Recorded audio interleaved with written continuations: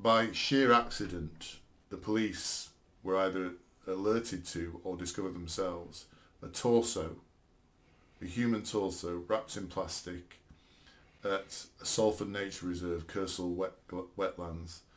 They don't know who it is. They're looking for other parts, because I'm assuming the reason this has been done, if you watch the movies, is you take away the head and the hands and then they can't identify this person. So this story is interesting. It's obviously horrific that somebody somewhere in Manchester has been killed.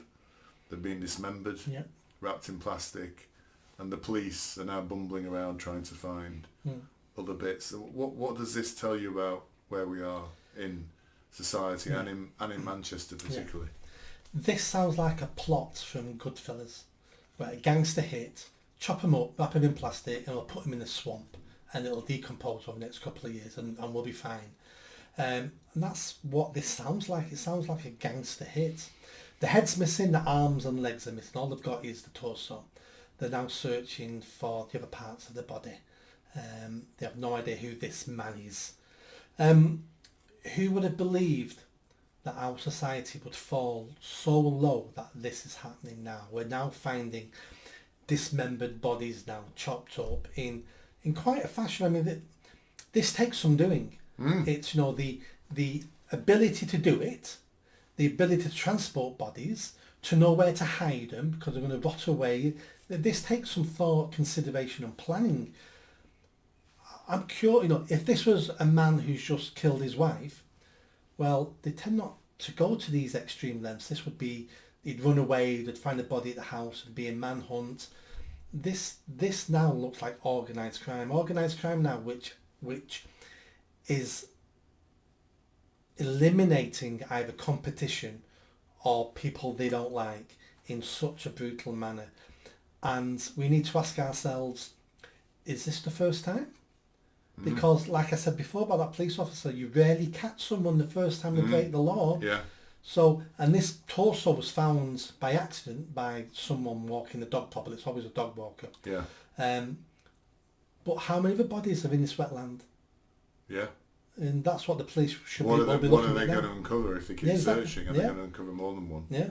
It's just this how far we've fallen as a society. And as the Mayor of Manchester, what is the position with gangs in this? I mean, we hear about Romanian gangs, we hear about West Indian gangs, we hear about, you know, Italian. What are there large gangs within Manchester, criminal gangs that are organised and... Yeah, there is. Yeah. They're officially now called organised crime groups. Right.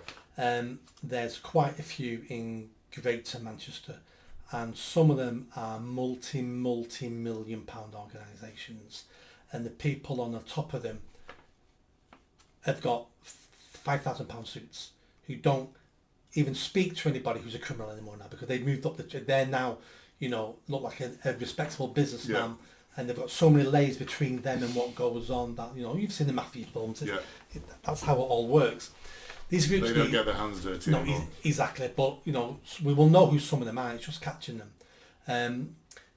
We need in the UK, we need more investment in the serious and organised crime group. Soccer, which is basically the British FBI.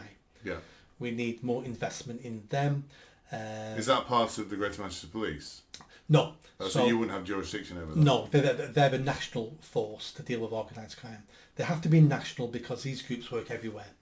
So it's just going to be a Greater Manchester thing. Oh, because the FBI is a federal organisation as opposed to a local organisation. Exactly. Yeah. Greater Manchester Police will fit into that, and Greater Manchester will have police officers on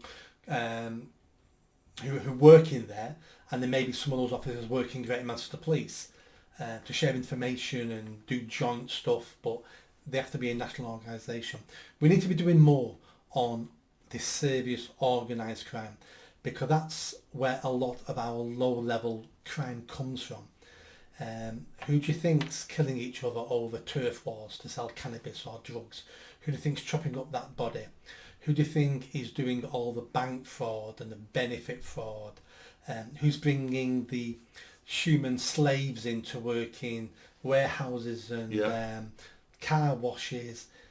Who are controlling the prostitutes? It's all organised crime. All the counterfeit goods in Cheetah Mill, organised crime. And especially in Cheetah Mill, what a lot of people don't know, if you go there shopping, some of the money from that goes into Islamic terrorism. So we need to get a grip on this, but this is bigger than just Greater Manchester Police.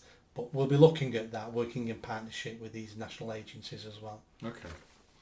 And just going back to the mayoral campaign, are you aware of any of the last 6 things we've talked about, which are quite serious, but maybe not the one about accused of stealing a police uniform? How has Andy Burnham pronounced on these? Silence. Andy Burnham doesn't discuss anything to do with crime in the police. And it's worked to a certain extent because nobody knows he's the police crime commissioner. He doesn't talk about crime. But he's technically responsible for a lot of this stuff, isn't he? He's not technically responsible, he's legally responsible. The Mayor of Greater Manchester is the police crime commissioner, and that's all the powers of the police crime commissioner. On day one... So he doesn't comment on any of this stuff at all? No. Is that a deliberate policy or yes. just... And he said that, has he? No. It has to be deliberate policy because he doesn't talk about crime. There's no brownie points in talking about crime because crime's going the wrong way. So he doesn't want to talk about it. He doesn't want his name and his face next to a picture of a dead kid. The mayor says this. So he said nothing about Kenny Carter or Prince Walker Ayeni? No. So on day one when he became mayor... I'm quite shocked by that. Well, this is what he did. On day one becoming mayor, he gave the responsibility for police and crime to his deputy. So now any questions about police and crime, he goes, speak to my deputy about that. They're in charge of police and crime.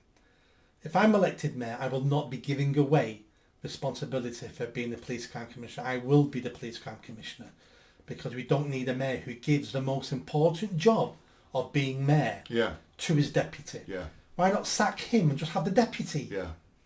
Because surely for both of those young boys stabbed, he should have been at a microphone saying this is outrageous and we're going to apprehend the killers and we're going to do this and we're going to do that. Yeah. Because people want to hear that, don't they, from the person in charge. Yeah. He should be sat with the parents of those 2 dead kids going, I want to increase stop and search. Would you be in favour of that as the parent of a dead child? Yeah. And on TV then going, yes, start it today because this would have saved my son's life. Yeah. And that's how he'd get around it being called a racist and Nazi. And he'd just go, I'm doing what the parents of dead children want me to do. Yeah. And that's how you get the rest of the community on board, by listening to parents who have lost their children. I think that is scandalous that he doesn't pronounce on these things or talk about these things. I didn't realise. But once I buy a new bus, he's there for that. Oh, yeah. Next to a yellow bus, smiling, thumbs up. That's kind of easy. I've got a bus. Yeah, that's easy, isn't it? We need a crime-fighting mayor, not a bus conductor mayor. Yeah. It makes you sound like Batman. Yes. If you like that video, don't forget to subscribe to the channel, hit that notification bell and comment. And if you like what I'm saying about running for Mayor of Greater Manchester, then stick around. Tell your family, tell your friends. The only way I'm going to have a chance of winning is a grassroots movement. So be part of that movement and hit that bell. Thanks.